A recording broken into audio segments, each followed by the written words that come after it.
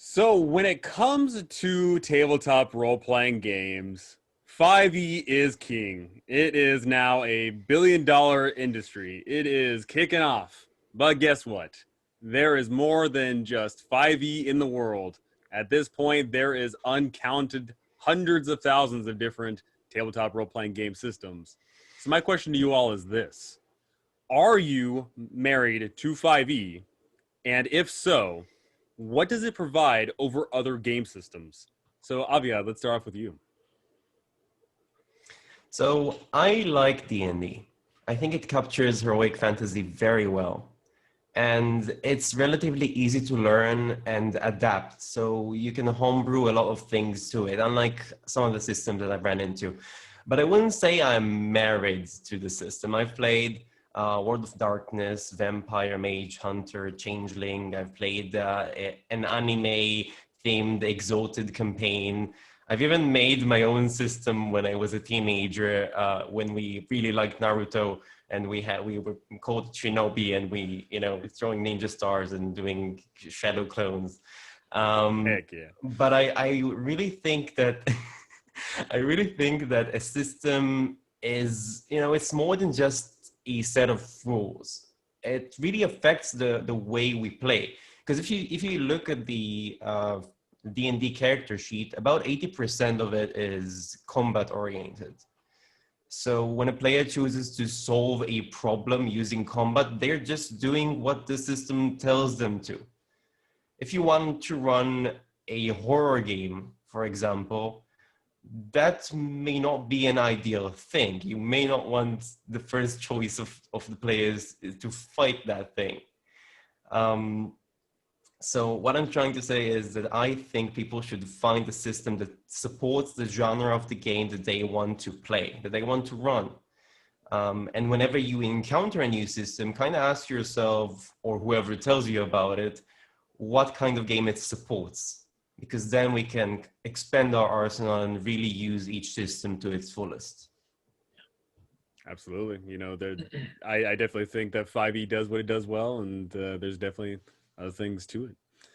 What about you, Fred? Are you married to 5e? And if so, why are you so committed? Well, I made a YouTube channel called How to D&D. So I don't know how.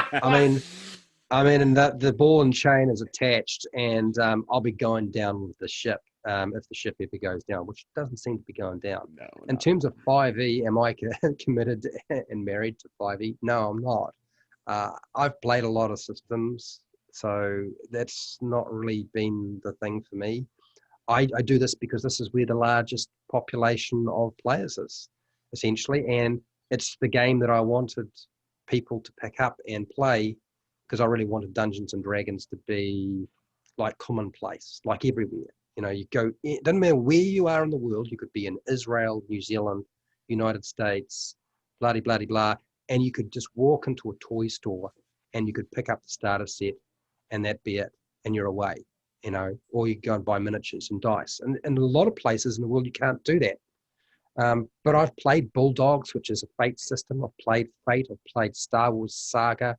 I've played 3.5, played 4E, D&D, all of those, and I've played a couple of others that I won't even describe because nobody would understand if I said I played Kumra, so that wouldn't make any sense to you. So, it's a vegetable, by the way, Kumra. I'll take your word for it. Yeah, you got to work for it. So no, I'm not married to it, and when things change, I will probably shift. In fact, I am probably likely to do a lot of OSR D&D, and that's sort of where my head's going, just because there's only so much I can kind of do with 5e before I need something else. Yeah. Absolutely. There's only so much love, right? You can only pour in so much love. What about you, Josiah? Okay. So I'm going to start by saying, yes, I am married to 5th edition, but we have an open relationship and I'm a polygamist, okay, or a polygamist, if you will. There's the dad joke. That's where it is. That's one. That's one, yeah. Mark that off my quota for the episode. But yeah, I I do think fifth edition does a lot very well, like Avi had touched on. It's super accessible. It's super modular as well, meaning that like if you want to change up rules or add things, take things out, whatever, it's designed to do that, and it's designed to do it well.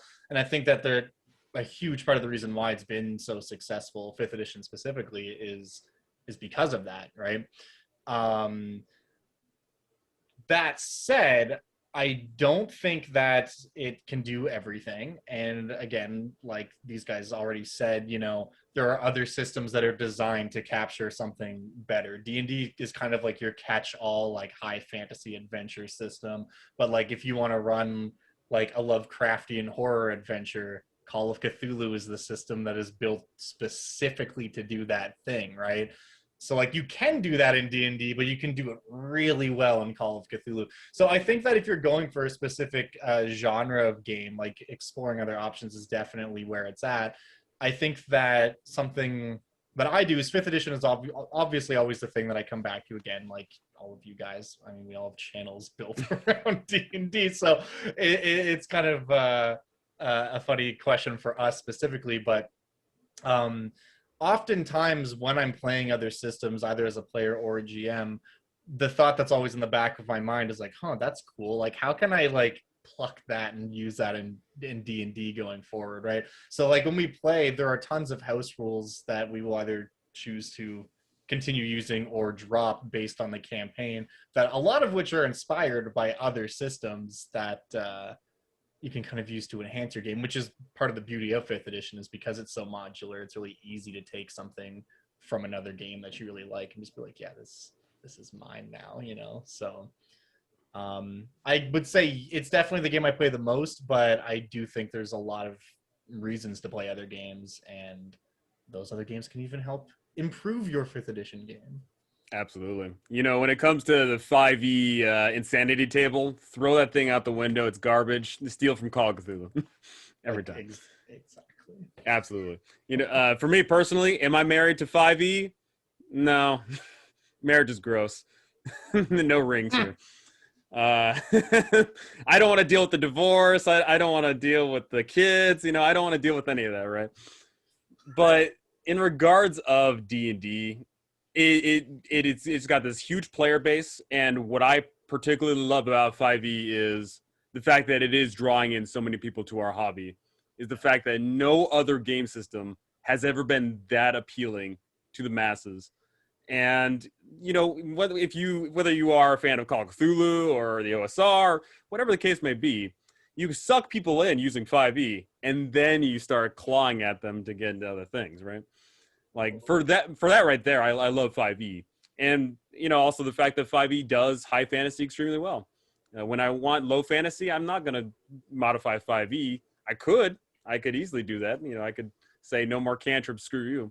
But I'd rather just play something else. If I want horror, I'm going to say, hey, you know, let's play Call of Cthulhu instead. That right there is why I love 5e, and at the same time, why I am not going to be married to it. You know, I think that I think D&D has been great, and it will continue to be great, and I certainly cannot wait to see what's coming next for it. Yeah. Still waiting on that compendium.